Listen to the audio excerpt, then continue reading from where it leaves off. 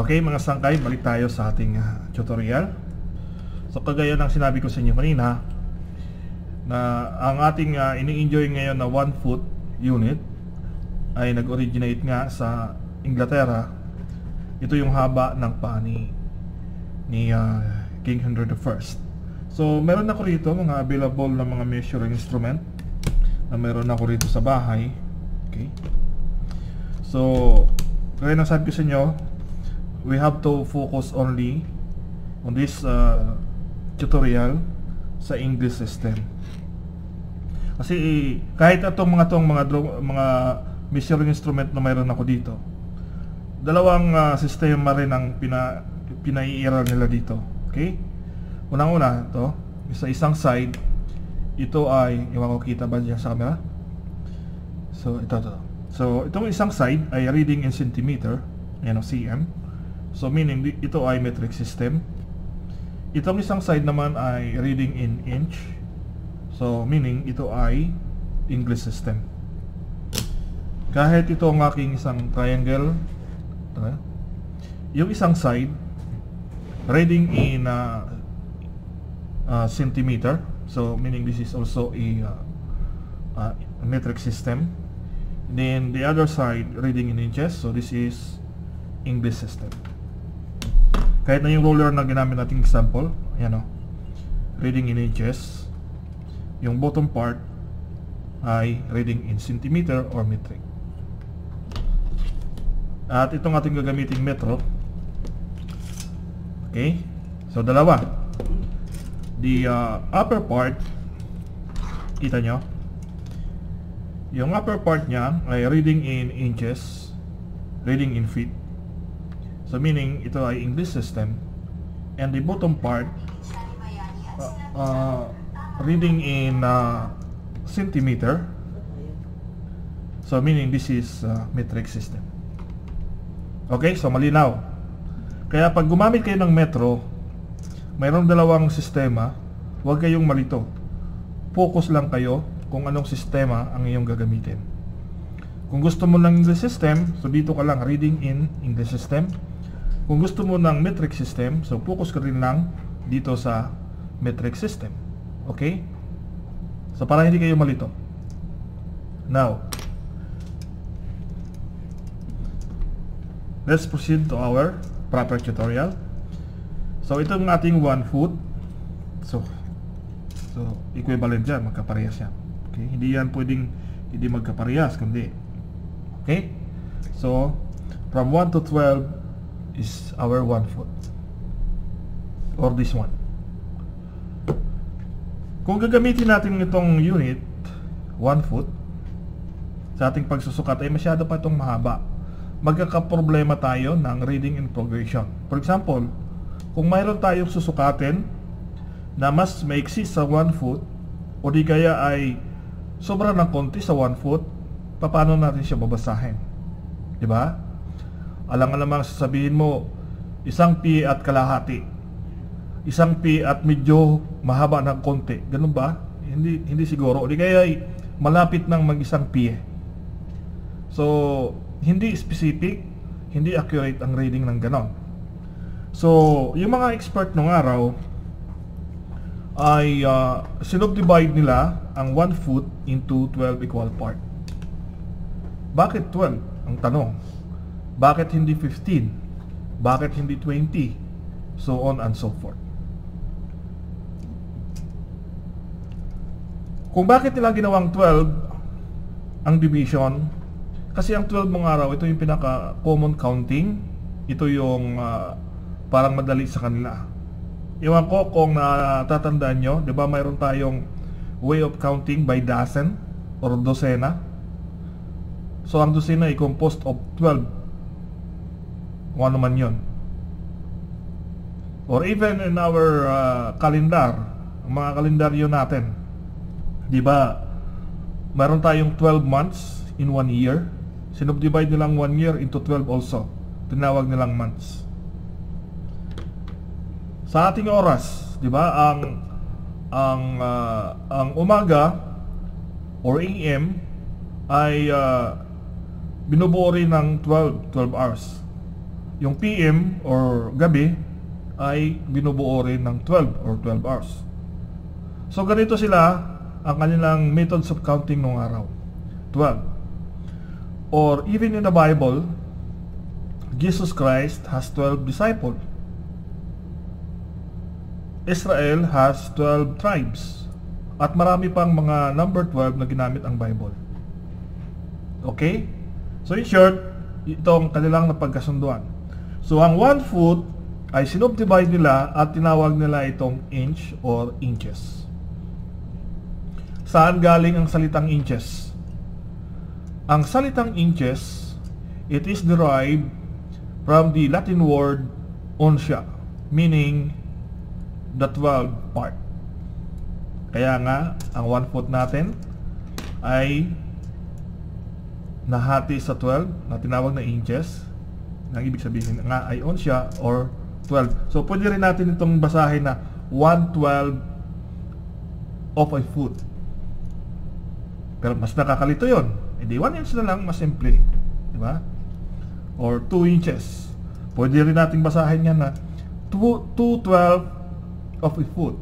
Ang masyadong mahaba ng terminology, 2 inches na lang. Magkakaintindihan hanggang tayo. Okay? Malinaw? But another problem, ang 1 inch ay masyado pala yung mahaba uli, no? Magkakaproblema ulit tayo when it comes to reading in progression.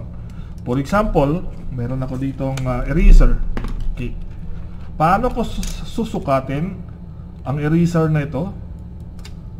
Paano ko babasahin ang kanyang sukat? Below 1 inch ito. Alangan naman sasabihin ko muli, ang sukat ng ang kapal ng aking eraser ay kalahati ng pulgada.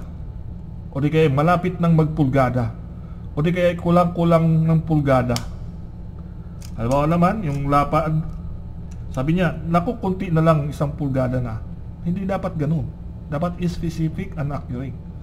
Halimbawa, yung haba, paano natin babasahin? Sasabihin mo, ang haba ng aking eraser ay lampas ng konti sa 2 pulgada.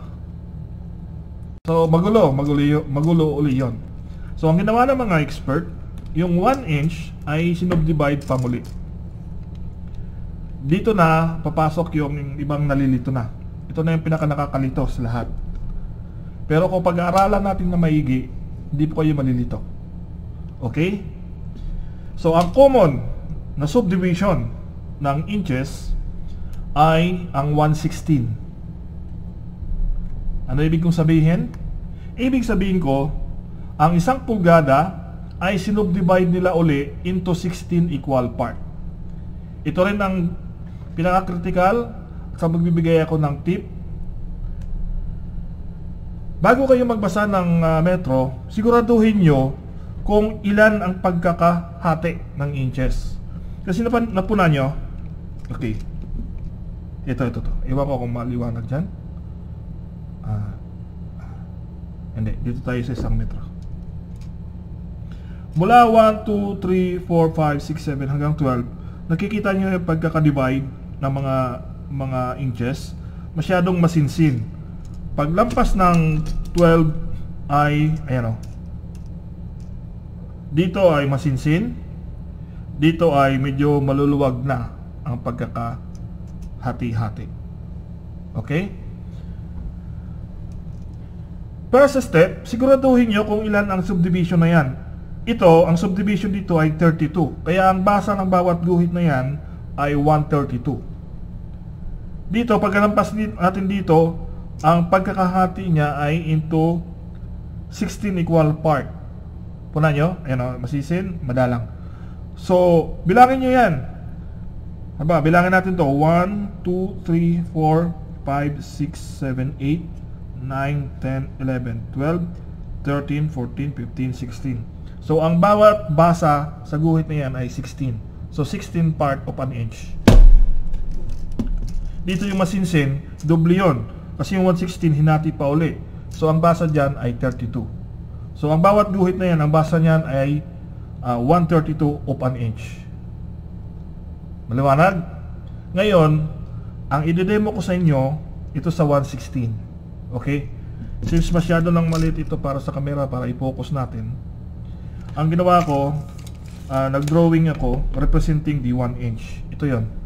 Okay? So, ito, representing the 1 inch, 0.0 to 1, so 1 inch. So, hinati ko siya into 16 equal part.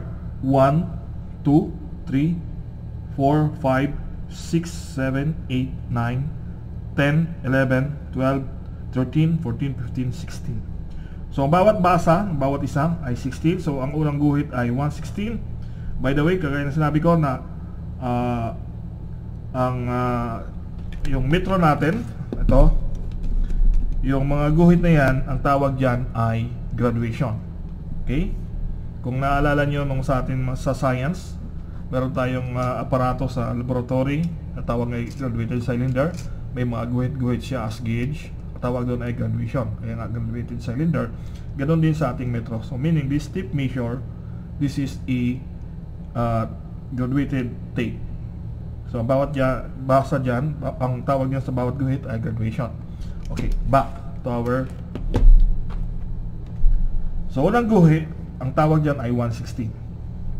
Pangalawang guhit for graduation ay 2/16, 3/16, 4/16, 5/16, 6/16, 7/16, 8/16, 9/16, 10/16, 11/16, 12/16, 13/16, 14/16, 15/16, 16/16. Okay? So ano po na natin ngayon, yung mga number na nakikita natin ngayon, yan ay tinatawag na natin ngayong fraction. Okay? Ibig sabihin, hinati-hati ang isang buo. So since hinati natin to into 16, ang bawat tawag sa bawat fraction ay 16. Kaya 1/16, 2/16.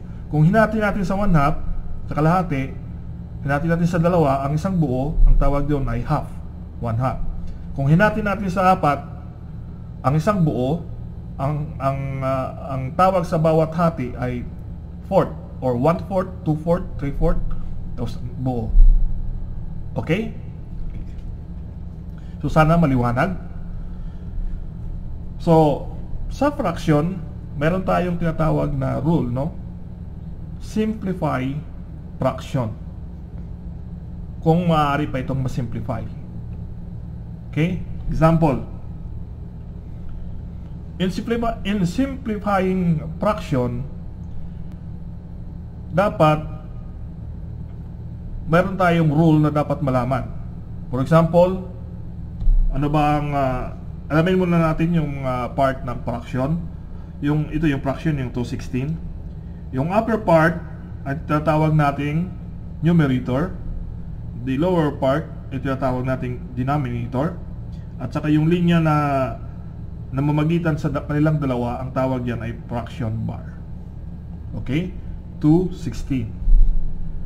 Ngayon, sa fraction, halimbawa, kung ang numerator ay denominator ay parehas odd number, ay maaari pa natin itong ma-simplify. Ano ba itong mga odd number? 1, 3, 5, 7, ano pa? 9. Ano ang mga even number? 2, 4, 6, 8, 10, 12, 14, 16. Mga ganun, di ba? So, itong first case natin, okay, let's make this one as our first case, yung 1/16. Masisimplify ba natin? No. Why? Because yung numerator is odd number, ang denominator ay even number. Okay. Alam naman natin na pag isang rule din sa simplifying fraction is to find the GCF, the greatest common factor. Ito, sinulat ko dito. Yan, greatest common factor, kung natatandaan natin ang ating elementary math.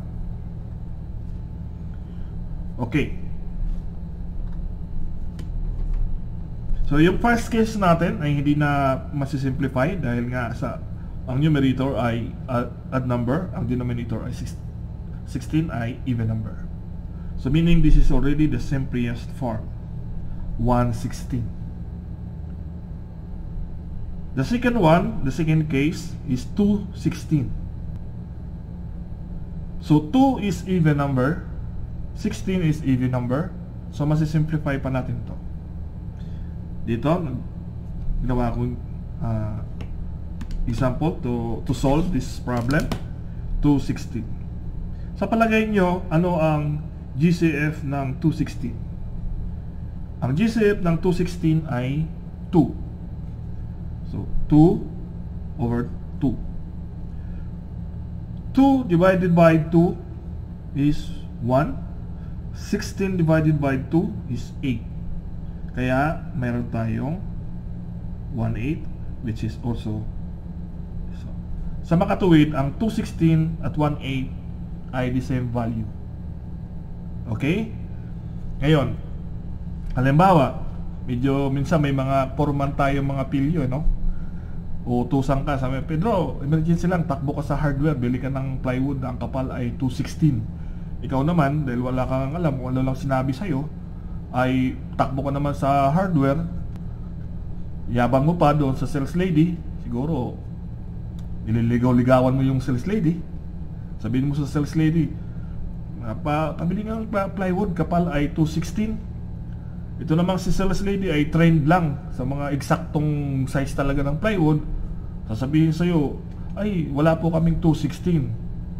Ikaw naman, balik ka kay foreman, hindi ka nakabili. Pag sa balik mo kay foreman, sabi mo, foreman, wala pong available na 216. Pagtatawanan ka ni foreman, niloloko ka lang niya. So kung marunong kong magbasa ng metro, maaari mo na kagad sabihin kay foreman, niloloko mo naman ako, wala pong 216. Ang 216 at saka 1/8 ay isa lang. At yun ang available at yun ang alam ng hardware ay 1/8. Di ba? So malaking bagay yung marunong kang magbasa, hindi ka maloloko. Okay? So let's proceed. Ang 316 ba ay masisimplify? Hindi. Kasi nga nasabi, ang numerator ay odd number, ang denominator ay even number. So this is already the simplest form, 316. How about 416? Okay, 416. Sa palagay nyo, ano ang kanyang GCF? GCF ay 4. 4 divided by 4 is 1. 16 divided by 4 is 4. So reading 1/4. Okay, so meaning 416 is also 1/4. Okay? Next, 516. So, palagay nyo masisimplify? No. Ang numerator ay odd, denominator ay even. So this is already the simplest form. 616 can be simplified? Yes.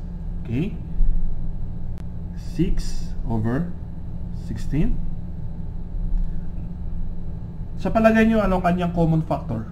GCF. 2 and 2. So 6 divided by 2 is 3. 16 divided by 2 is 8. So reading 3/8. Kaya ang ating 616 ay reading 3/8. 716 cannot be. Hindi na masisimplify kasi yung 7 ay odd number at ang denominator as 16 ay even number. So this is already the simplest form as well. How about 816? Yes, kasi parehas silang even number. So let's solve 8 over 16. Okay? So sa palagay nyo, ano ang kanyang GCF? Ang kanyang GCF ay 8. 8 and 8. So 8 divided by the 8 is 1. 16 divided by the 8 is 2. So reading 1/2. Kaya yung 8/16 ay reading 1/2. Diba? Next, 9/16 cannot be kasi odd number, even number. So this is the simplest form. 10/16, yes, can be. Let's solve 10/16. Sa palagay nyo, ano ang kanilang GCF? 10/16, 2 and 2. So let's solve. 10 divided by 2 is 5. 16 divided by 2 is 8. So reading 5/8.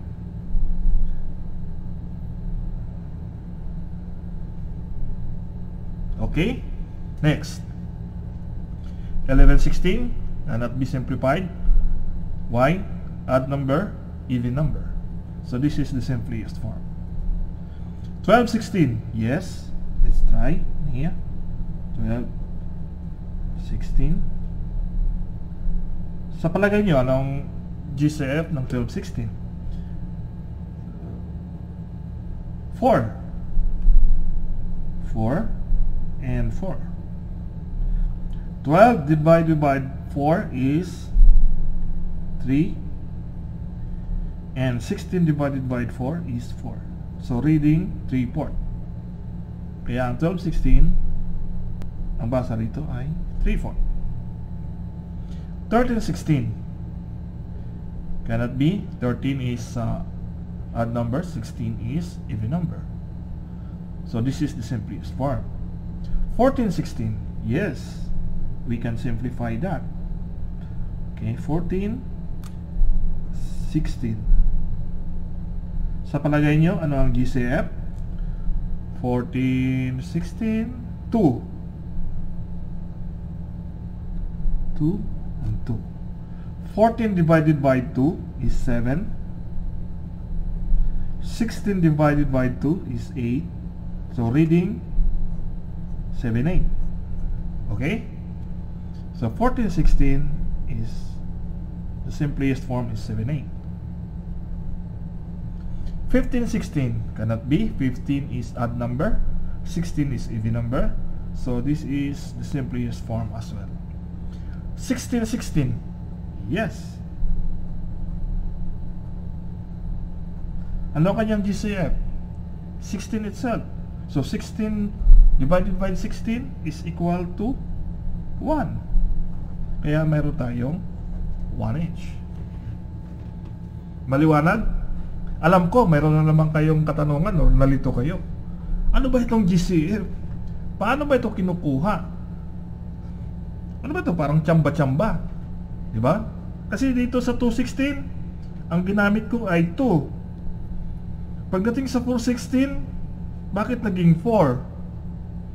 Sa 616, bumalik na naman sa 2. Siguro sasabihin nyo sa sarili nyo, nakakalito naman yan. Ang hirap palang pag-aralan yan. Hindi, tiyaga lang. 816, naging 8. Ano ba yan? 1016, naging 2 ang GCF. Sa 1216, naging 4 na naman. Hay nako, susuko ko na yata. Diba? Hindi ka susuko kung alam mo lang talaga ang rule. Okay, tuturuan ko kayo. Ang pagkuha ng GCF, ito, GCF, ito yung factor ng dalawang numero, yung numerator at saka denominator, na pag dinivide mo, ang result ay whole number pa rin. For example, hanap tayo ng example, 216. Itong 216. Okay. Gawin natin example to, 216. Okay. Tapos itong 816, gawin natin example to. 816. Saka 1216. Paano nakuha ang GCF? Okay. Halimbawa, sa 216. 216. Sa pagkuha ng GCF, ito yung hanap tayo ng divisor na ang magiging result niya ay whole number pa rin. Common divisor between the numerator and denominator. For example, okay, sa 2, ang 2 ay divisible siya ng 1. You know why? 2 divided by 1 is equal to 2. So, whole number pa rin siya, walang butal. So, ilista natin ang 1. 16 divided by 1 is 16 pa rin. So, walang butal, buo pa rin. So, sa baba ay 1 din. So, ililista lang natin, okay? Yung 2 ay divisible by 2, okay? By itself. Kasi 2 divided by 2 is equal to 1. So, walang butal, buo rin ang sagot. So, divisible ba rin ito siya ng 2? How about 16? Divisible ba siya by 2? Yes. Divisible ba siya ng 1? Yes. Divisible ba siya ng 2? Yes. So, ilista mo rin. Divisible siya ng 4. Okay. Divisible siya ng 5? No, kasi may butal. Hindi siya buo. Divisible by 6? Hindi rin. May butal. Sa 7? Hindi rin. Sa 8? Yes, kasi ang result niya ay 2. So, buo. So, yung 8 ay okay. Sa 9? Hindi. May butal. 10? Hindi rin. 11? Hindi rin. 12? Hindi rin. 13? Hindi. 14? Hindi. 15? Hindi. So, 16 ay yes. Kasi 16 divided by 16 is 1. So, pwede na siya. Okay. Ito na. Ito yung nakuha natin. Ito yung nagawa natin. So, anong napansin nyo? Anong common number na mayroon ang 2 at saka 16 as their divisor? Na ang result ay whole number pa rin. Di ba sa taas ay 1, 2 lang ang nakuha natin. Sa baba naman ay 1, 2, 4, 8, 6. Kasi ito yung mga number na pwede nating maging divisor sa 16 na ang result ay whole number pa rin. So, ang common nila ay ito. Yung 1, sa baba ay mayroong 1. Sa taas ay mayroong 2 at mayroong 2. Itong 1, ang tawag dito ay least, ay yung pinakamaliit nila na common factor, 1. Ano ang pinakamalaki nilang common factor? Yung greatest common factor, 2, di ba? So ito yung hinahanap natin, yung greatest common factor. Kaya ito yung in-apply natin sa 216. Ayan o, ginamit natin dito. Yan. Yan. Kaya ang result niya ay 1,8, which is this one. Malinaw? Okay. So, para sundutan pa natin ng konti hanggang sa makuha nyo. Ano pa ba yung ginamit? Ito, yung 816. Okay? 8 over 16. Okay. Ang 8 ay divisible by 1, right? Yes. And then, yes. 1. Ang 8 ay divisible by 2. Ang resulta niya ay 4, kaya whole number din. Ang 8 ay divisible ba by 3? Na ang result ay whole number? No, butal. So, ang 3 ay hindi pwede. 4, yes. 8 divided by 4 is 2. So, lista natin. How about 5? No, butal. How about 6? No, butal. How about 7? Lalo na. How about 8? Yes, kasi 8 divided by 8 is 1. Okay, nakabuo tayo ng 4 na divisor. 16 divisible by 1? Yes. 16 divisible by 2? Yes. 16 divisible by 3? No. 16 divisible by 4? Yes. Kasi 16 divided by 4 is 4. So 4. 16 divisible by 5? No. By 6? No. By 7? No. By 8? Yes. Kasi 16 divided by 8 is 2. How about 9? No, may butal yun. How about 10? Yes, no, alanganin din. How about 11? No. 12? No, may butal yun. 13? No. 14? Mas lalo. 15? Mas lalong hindi. 16? Yes. Kasi 16 divided by 16 is 1. So, in this case, ilan ang common number niya? Ang common niya ay 4. 1, 2, 4, and 8. So, ang least common factor niya ay 1. Kagaya nung nauna. Ang greatest common factor niya, hindi po pwede ang 2 kasi mayroon pang mas malaki.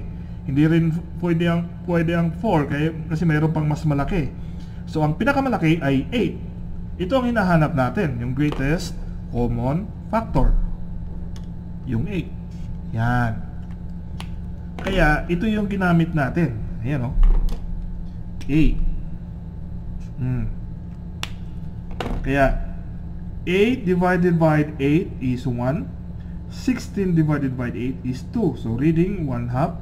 Kaya, mayroon tayo rito 1/2. Instead of 8/16, reading 1/2.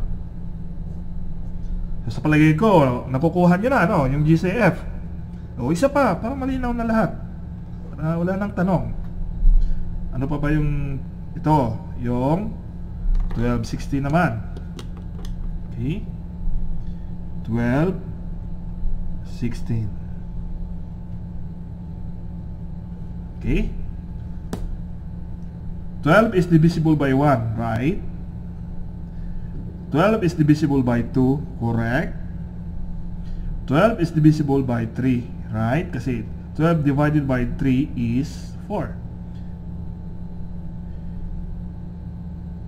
12 is divisible by 4. Why? Kasi 12 divided by 4 is 3. How about 5? No. How about 6? Yes. Kasi 12 divided by 6 is 6. No, 2. Then, how about 7? No. How about 8? No. How about 9? No. How about 10? No. How about 11? No. How about 12? Yes. Okay. So, mayroon siyang 6 na numero, no, na pwede natin gamitin divisor sa 12 na ang result ay whole number. How about 16? 16 is divisible by 1, right? Yes. Write it. 16 is divisible by 2? Yes. 16 is divisible by 3? No. 16 is divisible by 4? Yes. Why? Because 16 divided by 4 is 4. So, whole number. How about 5? No. How about 6? No. How about 7? No. How about 8? Yes. 16 divided by 8 is 2. That's why we have to list here 8. How about 9? No. How about 10? No. How about 11? No. How about 12? Big no. How about 13? Big no. 14? Mas lalo na. 15? Mas lalong malabo. How about 16? Yes. Okay? Now, ano yung mga common number niya? Sa taas at saka sa baba? Common niya ay 1, 2, 4. Okay? So, ito yung hinahanap natin. Greatest common factor. Yan. Yung 4. Ngayon, So 12, 16, kaya ginamit natin yung 4. Kaya yung kayo na, may nagtanong kayo, tsamba-tsamba lang yata yung kaisang Aryan. No, hindi tsamba-tsamba. Mayroon tayong sinusunod na rule. So 12, 16, GCF niya ay 4. 12 divided by 4 is 3. 16 divided by 4 is 4. Kaya reading ay 3/4. Kaya ito tayo ngayon, meron tayong 3/4. Yan. So maliwanag? Okay. Sa 7/8, yun din, di ba? Sinulog natin kanina ito. So, yun din yun. Kaya ito na ngayon yung pinaka-simplest form. Yan. Napunan nyo? Yung numerator lahat ay odd number. So, ang denominator lahat ay even number. So, ito na yung pinaka-simplest form. Sa 16/16 naman, dali lang. Kasi 16/16, yun ang kanilang GCF. Kaya meron na tayong 1 inch. So sana po nakuha mga sangkay. Ngayon alam nyo na kung paano basahin yan, di ba? So yun nga, sabi ko sa inyo kanina, wag kayong magbabasa ng metro nang hindi nyo binibilang kung ilan talaga ang subdivision ng inches. Okay? Kasi baka akala nyo, kasi yun lang tinuro ko na 16, akala nyo lahat ng inches ay 16 nga. Ito hindi. Hinati pa uli yung 16 into 2. Kaya ang bawat guhit dito ay, ang basa naman yan ay 1/32. Pero hindi na ito madalas gamitin sa umiiral na mga sizing sa merkado. Kasi halimbawa sa carpentry, yung pinakamanipis na plywood yata sa hardware ngayon ay ang 1/8. Okay? Walang 1/16 na plywood. So dito, bibihira nang magamit yung 1/32. So focus tayo sa 1/16 reading. Okay?